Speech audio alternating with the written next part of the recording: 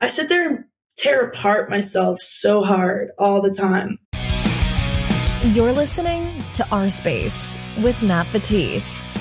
Welcome to OurSpace with Matt Vettese. This is a show for millennials, some Gen Z and Gen X as well, that grew up listening to emo, pop punk, and all sorts of music under the alternative umbrella. You know, the kind of stuff that got us bullied in high school for listening to it. It's a show that allows us to connect with the bands that we grew up loving and, of course, discover new music in the same spirit of MySpace. But this isn't MySpace. This is OurSpace, and OurSpace is now powered by elderemo.com. They want to do the same thing, except they want you to do it in style with a bunch of awesome t-shirts, hoodies, and more. Whether you're heading to Warped Tour or waiting for your next show, they've got you covered with early 2000s peak scene lore t-shirts, some kitty shirts, really cute one that says Stink 182, and even stuff for your furry friends, like a little bandana that says Motion Kitty Soundtrack. Plus, if you head over to elderemo.com now and use the code OurSpace, you'll get 15% off your next order. Link's going to be in the description of this episode as well. Thanks for listening to OurSpace with Matt Vettese. I want to thank everyone for sharing this podcast with their friends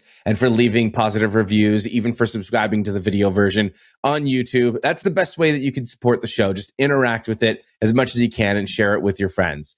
Today's guest is one that I've been a fan of since I saw them lose power during their set opening for the Wonder Years in Toronto, and just finishing off the song, yelling in the venue with no mic. The show goes on. Immediately from that moment, I knew I was going to become a fan. They have a new album out on March 13th called Still There's a Glow. I'm talking about Sweet Pill, and Zayna joins OurSpace. Thanks so much for coming on the show today. Hey, thanks for having me.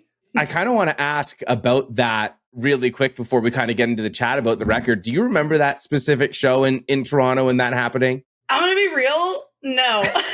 I mean, it sounds so cool. It's like, whoa, that's so cool if I actually did that. I did that. I'm going to be real. So many things happen all the time, you know, and especially with us, because we've been touring nonstop. And if that was Toronto, man, it would have been the Wonder Years, the Greatest Generation tour. 2023, yeah. And, you know, it's a wonder why I lose my voice if I'm screaming into the audience like that. But yeah, I mean, honestly, especially when we're performing, there's a lot of the times I don't hear what's happening. I probably heard what was happening, and I just you guys were aware of that in the sense of something had happened. I don't know if it was the power or if it was like a speaker that blew or something had happened, and you guys couldn't get sound from any of your instruments or from the mic. And so you kind of stopped and went back and grabbed some acoustic guitars and came out and finished the second half of the song acoustically, just yelling out the sound. This sounds like actual bullshit. I'm not gonna lie. No. It was actually the first time that I had ever really heard of Sweet Pill, and I was like watching your set and the way that it ended and the show must go on attitude. I was like, all right. And then I left that show listening to Sweet Pill. That's awesome. That's how I have this vivid memory. It's funny. You're awesome. Like, yeah, you're bullshitting me. This didn't happen. Wait, you kind of got me at the acoustic guitar thing because we don't have that handy. So I wonder how. Maybe you grabbed one from the Wonder Years or something? You know, maybe I just had my body double in that day and I just was taking a break. That's so funny. But like I said, everything I don't know. We've been so nonstop since Where the Heart Is came out that there's times where we're playing a city for the first time and I can't even tell because I'm like, I feel like I've been here before, and everyone's like, no, and I'm like, oh. Maybe I'm just unreliable in general. You know what? You guys really have been absolutely nonstop, though. Like, the amount of touring that you've done is incredible. And not only that, festivals as well. Like, I caught you at DC Warped Tour last year as well. I do remember that.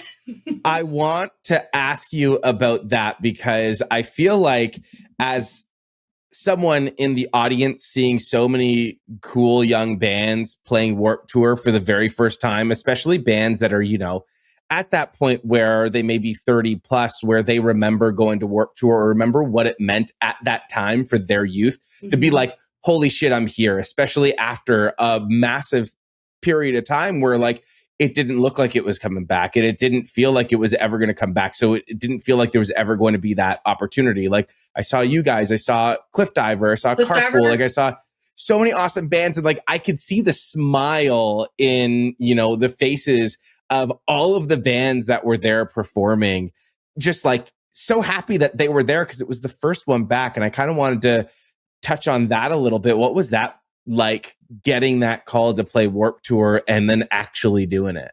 It was crazy. I remember being like, guys, this is already sold out before anyone was announced, and they're asking us to be a part of it. And I'm like, that's insane. I mean, obviously, we are all millennials, and we all grew up going to Warped Tour. I mean, I remember Warped Wednesdays on Fuse TV. Like, that was like just the whole day was just dedicated to like mini interviews and just how people were living and doing it. I've been to 2 of them, Jace, or like, it's just been prevalent. And like you said, I mean, you were describing the bands and I was thinking of Cliff Diver. I was thinking of like even Honey Revenge, who have put in the work and now they get to like see it in real time. And it was really cool to just hear and see people moshing along. If they don't even know who it is, they're still there checking it out. The meet and greet style of Warped, like we did a meet and greet and like the line was crazy. And I just was like, I remember doing this. I remember the pictures you take and post, and you're just like a sweaty mess, and like the dudes in skinny jeans are like hovered over with the photo. It's classic. And it was really cool. And I will say there was one crazy moment when I'm pretty sure, I think it was Angel Dust was playing and Avril Lavigne. I think it was Angel Dust. I cannot remember, but it was just like a hardcore band was playing at the same time as Avril Lavigne was. And we were like loading our van. I was like, whoa, this is nuts. Like, Whiplash. Yes. And it's like only here, right? So fun times. Definitely cool to be a part of it.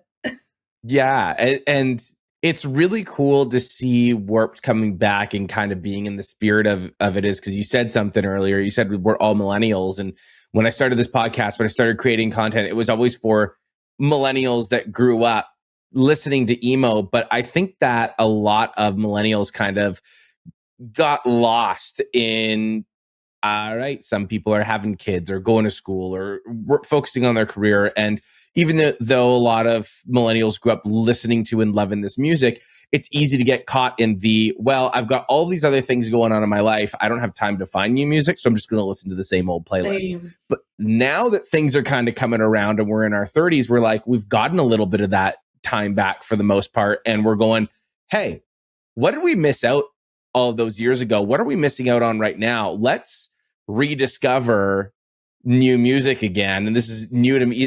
People like this story so far for some millennials, depending on your age. If you're 35 plus, like some people are like rediscovering them right now because they stopped listening to new music in like 2008 or 2009. Right. So, I think yeah, I was going to say, people are discovering La Dispute right now, which is crazy, to right? me. People are rediscovering modern baseball. And like, that's the thing too, is like, Warped Tour, for it to be back and to have a mix of some of the nostalgia acts with the new acts, I think that was really cool, because I knew a lot of the younger bands that were there because I actively, with my job, am looking for new music and listening to awesome new music. But there were definitely points in time walking past where, I'm like, all right, I don't know any of the bands playing right now. There's a bunch of them not playing. Let's walk around, let's look at the vendors, let's walk by a stage and be like, you walk by a stage, you go, who the hell is this? What is that? Yeah. Look at the schedule and you're like, oh, okay, that's these guys. I better make a note of that and go and check them out. So I hope that was the case with Sweet Pill over Warped. And I'm curious, has anyone come up to you or messaged you, or did you get that sort of reaction from Warped Tour specifically, being like, whoa, didn't like just walk by your set, saw you guys, you killed it? Oh, I mean, for sure. It happens a lot even outside of Warped Tour, but Warped Tour, Yeah, I mean, I'm on Reddit a lot. And so Oh no. I remember when we were getting announced, there was like threads of people who were just like waiting to see waves of the bands announced, and like half of them comments were like stoked, and half of them were like, who the hell are these guys? And so I would say that after the fact, I say we had a pretty successful Warped. There was quite a few people there. Our meet and greet line took like 2 hours. It was insane. It was awesome. Don't get me wrong, but like I wasn't expecting that. I was expecting the worst. I was expecting like, oh my God, people are just going to walk by and be like, who the hell is this chick screaming?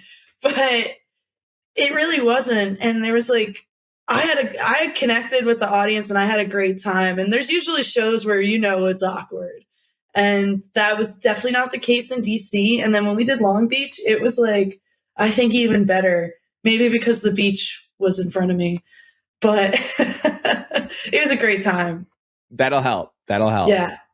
Yeah. And Reddit said nice things too afterwards. That's good, because that's not really that's not a regular thing. There's not many positive things that are said about bands on Reddit. No, Reddit is cutthroat. It's scary in there. It's like you just don't know what the rule. There's like some sort of unwritten rule on Reddit that I just haven't figured out yet when it comes to bands and music and genres. They're just like, every now and then you get the odd Instagram comment and I'm like, oh yeah, this is an active Reddit user. Oh yeah. It keeps you humble. It's how you know that you made it, If Reddit hates you, you're doing well. You're good. And if Reddit loves you, you are doing fantastic. You're the ultimate green flag in this world. Yeah. It's like there's not much that they actually like. So if they like you made it. You're in the top 0.1%. You're good. But yeah, so that was my Warped experience based off of Reddit. 3 years after your debut record, Where the Heart Is, we finally get a follow-up. We did have an EP in there with Star Child in 2024, but I'm curious, is it true that you scrapped an entire album's worth of songs between then and now? I don't know. Yes. Yes. I mean, you mentioned it. I mentioned it. We've been touring like crazy, and we had little bits and pieces, little riffs here and there, and we love to go take cabin trips, and we love to just be away. Like, we're all in the city. We love to be away, make noise as late as we could, and we recorded all, and we had like 20 to 25 ideas, and at least 10 of them were like fleshed out enough to be songs. And what was waiting was me and my part. And we were able to get some songs out of it, like No Control, Slow Burn, and some other random songs, parts. But ultimately, I just was like not connecting. and it really, really was, it's fantastic music. I just think I may have been going through just a really hard writer's block. And I asked the guys, I was like, hey, I know you guys really love what you just made, but can you make more? And that was like a hard conversation. But in the end, like Glow, we did a second cabin trip. Glow was created, the last song on our album, Letting Go, which is like one of our favorite songs, was one of the last songs written. So it just goes to show that like we just didn't settle, I think is the best way to say it. And we still have those ideas floating. And I think now we have a chance to make them a little more refined. And I think I'm going to try like revisiting again and see what we can do. So they're not entirely lost. No, I mean, it's killer. The guys don't write bad stuff. So it's just, I don't know. I was the one being a diva, I think. It's kind of cool of you to be able to look back and be like, yeah, maybe that was me, and we can rework this at another time. Maybe something we'll strike later with it.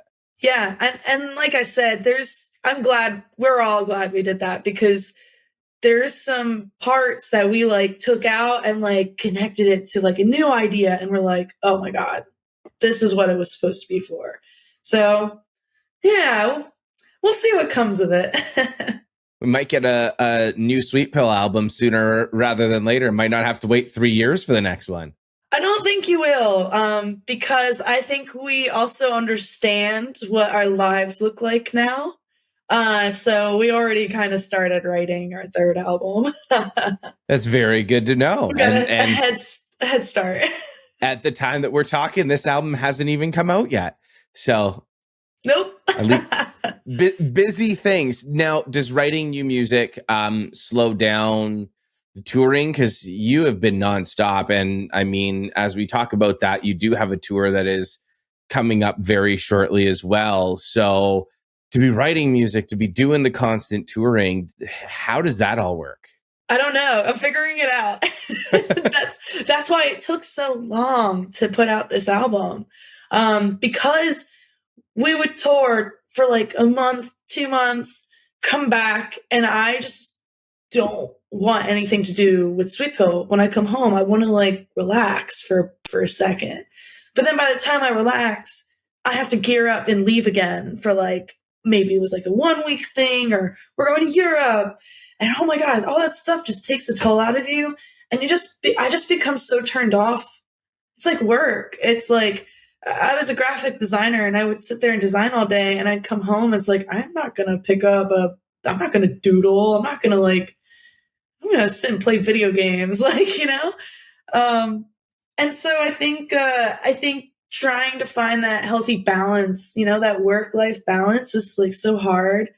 But like I said, I think we understand like what Sweet Pill means now. I think we weren't kind of ready for that. We thought we would put our album and like right about now we'd be hustling the way we did. And it's so sick, but yeah, I think now we're like, we understand like we got to start making as much music whenever we can, and it feels a little better because there's no like ticking time bomb. Like it has to happen. So yeah, you kind of get some of that pressure off. Yeah, and it's been so much easier. We've been writing and it just feels great. It doesn't feel like somebody's like hovering. Do you have any timelines in terms of like what you want to do for the record and for any sort of release dates? Like, is there pressure on that end of things? Or is it just kind of like, all right, we're focusing on here and now, and because we have such a head start, we're fine? It's a here and now thing. I think this album cycle, Still There's a Glow, has like a good beefy 2 years. Like we already know our year in advance, and so much so that like there's so many things like so many plans that could be happening. And like, you know, I think that's like another good thing. It's like we can pick and choose how we want our future to look, which I don't think a lot of bands can say. But like as of now, we have this headline tour that we're very excited to do and knock out. And then we're going to be going all over the world. We're going to be playing a lot of festivals. We're going to be playing with a lot of bands. We're going to be playing like a lot of stages we've never played before. It's like all very exciting. So knowing that, I need to make time to write music.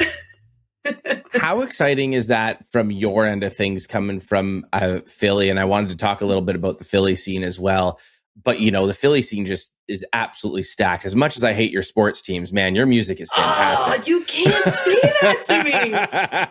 Like, literally the least sportiest people in Philly, like people who don't even watch sports, will be offended. It's like, yeah, you can't say that. Oh my God. I know. I'm like, I love all of the music that comes out of Philly. It's like there's just something runs in that city, emo wise and music wise. But then also, man, as a 49ers fan, I hate the Eagles. Dude, this just keeps getting worse and worse. This episode's over. All right, it's been real. I gotta go. No. Like I said, like we're even like the people who are not so sporty. Like it's just the culture. Yeah. But like it's it used to be Go Birds. Now it's Go Birds, dickhead. It's like transformed. The phrase is transformed, but it looks from the outside, it looks really fun if you're on the inside. But for being on the outside, I just don't like it. Your shit's gonna get rocked if you're on the outside. So stay on the outside, I'd say. Yeah. I'll come for a show, but I won't come for a game. which I get it. And that's completely why, like, we're all here. I mean, I grew up in South Jersey, like not even too far away from Philadelphia. Grew up in Cherry Hill, New Jersey. And like my whole dream was I want to move to Philly because every single band I ever liked, I found out they were from Philly afterwards. Like I would like them. I'd find them from the internet, YouTube, whatever. Or if I'm like seeing a band on tour and they bring opening acts, like I find out and they're like, oh, we're from here. I'm like, huh? And so this was like me being like 12 to 14, just, okay, I understand. Philly is where it's at. And it's just always been that way. And I think it's just, I like to tell people that I think there's just such a bar set that like it like ignites a fire. It's like, I have to meet that bar, you know? And it just keeps getting pushed. And that rocks. And I'm so, so proud to be a part of it.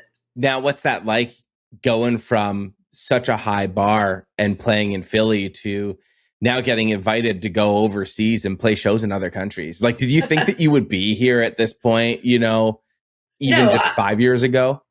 No, not even like 2 years ago. I mean, 2 years ago it started happening, but like, just like, I think about when we played Australia for the first time, it was New Bloom Fest, and that had Glitterer and Basement and Balance and Composure, and One Step Closer and Drain, and I forget if I'm forgetting anybody. But either way, most importantly, Balance and Composure is a Philadelphia band, or close Philadelphia band. And I remember just like Sean, our guitarist, we grew up listening to these bands and like Glitterer and all, like with Ned in there. And we're just like, this is crazy that we're playing with these people, but not in Philadelphia, in the other hemisphere. The other side of the world. It was really surreal because before we were just like getting ready. And then we were watching Balance and Composure play, and we were like, wow, I would have like paid so much money to be here. Like my little like 16-year-old self. And like, here we are like years later. And it's just the world works in crazy ways. And I keep thinking about Sweet Pill's message and what it means, you know? And I really think that Sweet Pill is just an example of if you put your mind and heart to something, you may see results. And whatever that means to anybody, I don't know, but that's a part of it. I love that message so much. No, I love that so much. Does that tie in at all to the name of the record, There's Still a Glow? Still There's a Glow. Or Still There's a Glow? It's okay, because it's funny, in our song Smokescreen, I say, still there's a glow, and then I say, it still glows. Like, I say that phrase, and I always, like, fuck it up. I always, like, say the wrong phrase with the wrong, like, I mix them up. I was like, why did I do that? Why didn't I just say the same thing twice? But anyway, yeah, still there's a glow. It means there's, like a light at the end of the tunnel. Like, first and foremost, there's a lot of fire themes in the album. There's a blazing house on fire coming out of this figure's mouth. It's hard to miss. But I was going to ask you if that was intentional imagery or not, or if it was just, you know, an artist did something cool with it. No, it was intentional from the artist. We did not tell the artist what to do. We just told, his name's Carrie Dunn. He's painted all of our albums, but we just told him to paint based off of the lyrics. I explained what the album meant. And he got that line, my mouth is a torch. And there's another line I say, we're burning down the house I grew up in. So that's a combo of those lines. Still there's a glow. The eyes are glowing. I say, all I see is a glow. There's a lot of things he picked up on so subtly. But yeah, like all in all, there's just fire, and fire eventually, like it will burn out, but there's still embers. And if there's an embers glowing, you can create a fire again. Like if there's still a little bit of a glow, that's enough. You know, it's like if there's a spark, you know, there's enough to keep it going. It's a cliche thing, but it's real. And I had some hard times just mental health wise. And it's just, I think you could either choose to write about how awful things are, or you can write about how awful things were. I don't know. I always like to just have a little bit of positivity I was going to ask you, are you hoping that this is a light at the end of the tunnel for a lot of the people that are listening to the record? Of course. I mean, music is so incredible. It's kind of crazy how you can have somebody in your ears, like a band or just an artist that you like for years. You hear these words. It's like you almost get to know this pseudo person, and then you never met them. You don't know them. And it's just such a powerful tool for people. It's just there for you. And I don't know, at least for me, when I see somebody being confident, when I see somebody talking about something that like I've just been thinking about, it makes it so much more real. It makes it so much more tangible, and it makes it so much more easy to navigate. And a lot of times I feel like really alone. I talk about it in the album.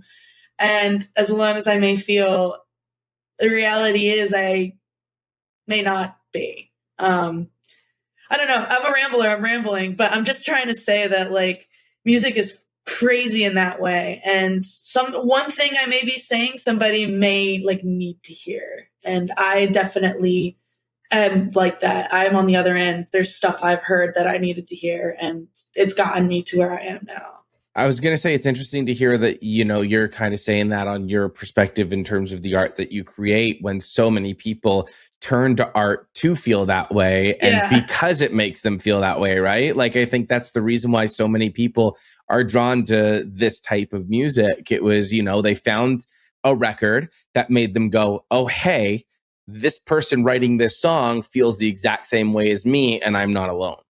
Right. And you know what? There are crappy, there are like self-deprecating parts. There's crappy feelings. There's a lot of that, you know. I think that at the end of the day, I've said it before, is like, what is Sweet Pill's message? And I think that's a loaded question, but I think it's in the process of being figured out. But for me right now, it's just Sweet Pill is for everybody. Sweet Pill is for anybody who needs it.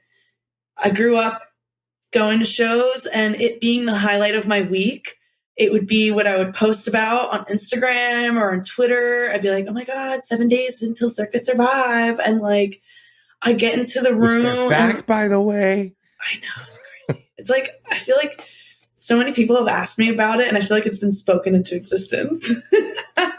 So sick. But yeah, it's just, you know, and then you go into the room, you go into the space, and you just look around, and there's just so many people that like look cool, and you're like, wow, I go to school, I go to my family, like nobody looks like this, nobody talks about this stuff, you know, and like here there's a group of people that exist that do like and talk about this stuff, and I'm here and I'm a part of it, and it's like you're all sweaty and rubbing up each other. It's so cathartic. It's like awesome. It's like, I get why people wouldn't like it, but I love it. And I get why people wouldn't like it either, but it's funny. Like, the reason why I think I love it so much is like going to those first few shows as a teenager. First, it was like, you know, I like the music. My first real concert that I chose to go to was Metallica. And I'm like, all right, cool. Let's go see Metallica. And then I had a friend start dragging me to some punk shows. He was a really big fan of Rise Against. And so he started dragging me to like Rise Against shows when they were in freaking gymnasiums. Like, they were just like, you know, they had one song that just started to get some radio play, and it was Give It All. And we were, you know, running around in circles in gymnasiums an hour and a half outside of Toronto. But it was like those shows and hearing the bands on stage talk about unity and community and seeing all of that and like feeling that environment was what made me fall in love with it as well. And it was also the first time, I think, as a teenager where you're like, no one around, like you said, no one in my family, no one around me, friends, anything like that at my school look like this, talk like this, feel this way. So you kind of feel alone. Then you go to a show and you're like, oh, there's 1,000 other kids here that look and feel the same way as I do. Right. And this is what we're doing, is we're pushing each other around. And, you know, sure, maybe you get an elbow to the face every now and then, but it's kind of like, I'll pick you up and like, don't worry, man, I got you at the end of the day. Like, that's so cool.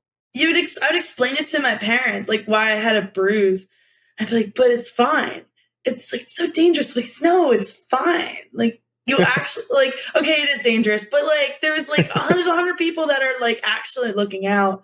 And you'd have people on stage saying some stuff that you want to hear and you need to hear. And like, yeah, the unity stuff is for real. And I don't know, it was like the first time I would go to a show and I'd hear someone say like, gay rights matter. And this was like 2000 and like, this must have been like 2008.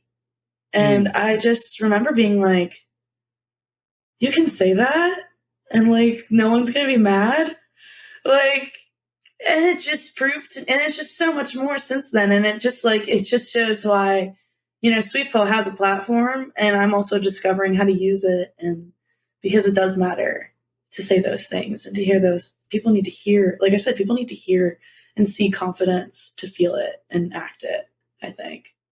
And I think so much of this music is built around that and making people feel welcome. It's what drew me in so much, and drew, it sounds like it drew you in and so many other people. And like, I think it's funny enough, the one band or the first, I guess, two bands that really got me into that were one, Rise Against, but I think that was more on the political side of things. And it's sad to say, but Anti-Flag was a big band for me growing up. Like, and so that was probably the most devastating news when the Just Insane stuff came out. Cause I'm like, dude, you were like the guy. You were the guy that I was going to the shows to hear your speeches and the things that you would say. And that, you were the most outspoken frontman and band talking about things like gay rights and politics and all of these things. And you were what made me think and made me feel connected. So those allegations blew me away. Like, that was probably the most shocking one for me. Which is really, but I did see someone online make a very valid point, which I really, really liked, is like, just because this hurts and this sucks, it doesn't take away from the actual values that you learned from that music and whatever. Like, that person could be a piece of shit, but the values and the things that you learned are also still valid and true. And just one person doesn't take away from that. And I'm like, okay, like that's also very true. Yeah. But that to me encapsulates the whole vibe of what the scene is. So yeah. Seeing bands like the Wonder Years, and I know you've toured with them, and I don't know how close you are friends wise with them, but very close. Seeing like what they're doing is so special in my opinion. I love that. Like, I saw the Wonder Years for the first time in 2021 or 2022 with Spanish Love Songs on it was the anniversary of Upsides and Suburbia. And was Carly Cosgrove on that? Carly Cosgrove was not on that one. Okay. They were on the one after. They were on the Hum Goes On Forever. That's it. Which yes. I love Carly Cosgrove as well. But that album, Hum Goes On, is my favorite Wonder Years album. Mine too. You know what? Really after I sat with it for a year, and after a year, it became my favorite as well. It was always The Greatest Generation till that one. I heard most of the songs live for the first time, and then I went to go check it out afterwards, and I was like, these are great. These are great songs. I lost my voice on the Hum Goes On tour. Like, I went into work the next day, and I had a radio show at the time, and I was like, just could not speak. Listen, I get it. But, hearing Dan still actively speak out at shows, and it's every single show, and he says it with his full chest, and like, that's so cool. And that very much encapsulates the vibe of what the scene was growing up. And And they're generational. They were there from the beginning. And I mean, at least the beginning of my childhood. And my brother, who's like 10 years older than me, I'm so brother core. Like, I have older brother core thing where he's shown me everything I've known. And like, he was in a band. He was just the coolest guy in the world. And he was like 10 years older than me. And he showed me the Wonder Years and things like that. And and Circa. He showed me Circa Survive years ago. And that changed my life. That was it. Super cool to hear. Now, as a songwriter, who's the band that influences you the most that people would be surprised by? Wow. Okay. So instantly, people would always think that, like, I love Paramore. Do not get me wrong. I love Paramore like crazy. I think what I am influenced by Paramore is the stage presence, the confidence, the show. But musically, I mean, obviously in the belting. But musically, I would say, like, I mean, it's not a shocker. I love Circa Survive. melodies, everything. I think I'm singing behind the beat, and like that's all coming from Anthony. And I used to YouTube back in the day. Like my mom would only let me be on the internet for like 30 minutes to an hour. Like The good old days. The good old days where like where that wasn't weird, you know, to say that and implement something like that. But either way, I would spend that time. I was like, I have to spend it wisely. And I always chose to watch live videos on YouTube. And I would watch like at the drive-in. And I did like, I remember in Spanish class, they would like write a paper of some Hispanic figure. And I just picked Cedric Bixler Zavala. And I was like, this is the coolest person I could choose to write about right now. And I was right. And like, I don't know. I think I love a lot of pop music too. I love PinkPantheress right now. Like, oh my gosh. She's like the melodies she chooses when she sings, it's like emo to me. It's very like, I don't know. I love it. And I love Kimbra. She's another pop singer from New Zealand. Again, just a fantastic vocalist who's just creating music with her voice. And yeah, that's just like a loaded answer, but those are just some influences. I'm sure I have more that I would be like, crap, I should have said that. But at the moment, those are just the few I could think of. And he really just like, I don't know, I would watch so many YouTube videos, and I'd watch so much Circa Survive, and watching Anthony Green do like these like weird hand things and like that, like, and then again, like watching At the Drive-In and like those like crazy body movements. And it just was like, fuck it. You can do whatever you want. And it's cool. Yeah. So you're on the stage for a reason. People are there to see you. Literally, there's nothing that you can do that they're not going to like at that point. Yeah. Taking Back Sunday, the mic swinging and like the limp wrist, like it was cool. It was cool. I don't care what you say. Absolutely. It's still cool. I don't care what you say. Cool. I literally look like a fool on stage, but I don't care because I'm like, I guess this is my style, huh? There you go. Figuring it out. Do you ever look back and, you know, you mentioned that you are a fan of watching live music. Do you ever watch any sets that go up from Sweet Pill up on YouTube or anything like that, and kind of like almost like game tape? Like I'm watching like the big game, like, oh man, I should have tackled there. Yeah, I should have two-stepped there. Of course I do. I'd be crazy if I said I didn't. I sit there and tear apart myself so hard all the time. And so I do watch like not every single show. I really like don't actually have time for that, but things that like for instance, we just put out I guess not just, but we put out our acoustic EP, and we recorded our live performance of it. And I didn't watch all of it because I watched the first bit of it and I was like, oh, this is good. And then I just assumed the rest was good. So I didn't watch the rest. And I remember it. And, you know, there's probably going to be a time where I am going to watch it years from now.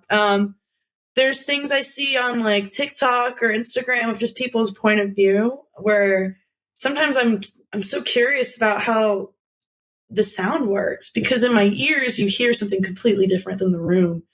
And so there's many reasons to watch. Sometimes I'm on Reddit and I'm purely just scrolling, and I'm just scrolling and I'll see Sweet Pill come up, and it's so funny. I mean, I am following like the emo subreddit, so it's not like crazy, but I'm going to post this episode into the emo subreddit later, just in hopes that you scroll through it and find it. We'll see what Reddit says.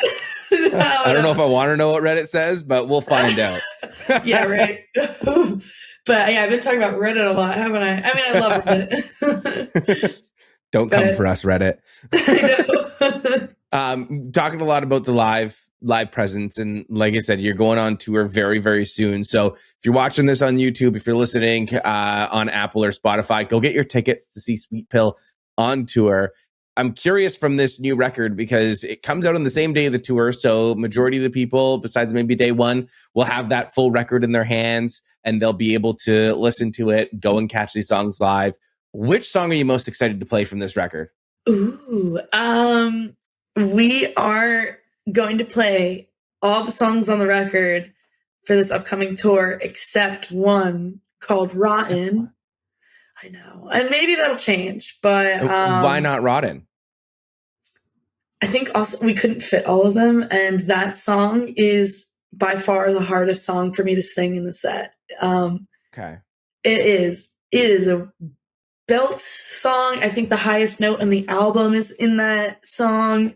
But yeah, the one I am the most excited to play is I think my favorite song is Jinx. I love the song Jinx. It's actually like very straightforward lyrically. It's about like having bad luck, and it's just like all those stereotypes and tropes of like bad luck. And I have a black cat, and one of the lyrics is Jinx on me, a black cat crossed the street. So I'm like looking at him right now. But it's just like, that's like for me, you know? And so I like to sing that part. And I think the chorus is the most fun for me to sing. I think the guys would have a different answer though. It's a very catchy song as well. Like I was Thank listening you. to it before the interview as well and listening to the album again. And I think Jinx probably has the catchiest chorus on the entire record, in my opinion. Thank you. I think so too. It's like, like I said, I think the guys would say something different. I think it's because that's like very straightforward song. Like they're like, and they're more, they want to be like, they're like, so I'm like, yeah, I like this. And they're like, I don't know, it's kind of boring. I'm like, no, it's not. But they love it too. Don't get me wrong. But I think we all have different answers for this. Collectively, we all really love Letting Go though. Like that's just to listen to, I think is our favorite song. But for me to sing the chorus of Jinx, that's so fun to sing. Is it nerve-wracking or exciting to find out what song is going to be the fan favorite? Because, you know, you can never really know. You can release your singles, and the singles are kind of like you and the band and maybe a label saying, hey, these are going to be the catchiest and coolest songs on the record. Let's put them out before it comes out and promote them. But then the album drops, and all of a sudden you might have a song like Jinx that fans are like, whoa, this is the best song on the record, right? You can never guess it. I mean, with Where the Heart Is, our last song, Cut, has, I think, like 12 million listens. And then the next most popular song has like 7 million. That is the last song on the album. We were just, what? That was crazy. We didn't guess that. And so with this go around, we kept like switching out what our singles would be. We knew like it would be No Control and Glow, but we did not know that it was going to be Slow Burn and Smokescreen. We kept swapping that stuff around. And I think we ultimately just picked like what we wanted to showcase. But yeah, we have no clue. I mean, I think ultimately it just is like the energy of the live show. I think that's what dictates it.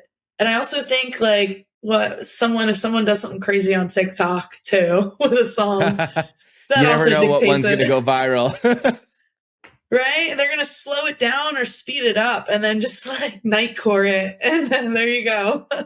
There's one question that I ask as we wrap up every single interview. I kind of talked a little bit about how the show is about discovering or rediscovering new music. And so I ask every single artist that comes on the show to name at least one underrated or up-and-coming band that you are listening to right now that you think more people need to listen to.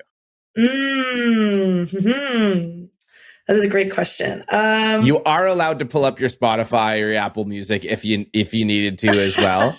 I had a band immediately on the top of my head, so I think I'm just going to say their name. It's Dazegaze. I don't know if you've heard of them. I haven't.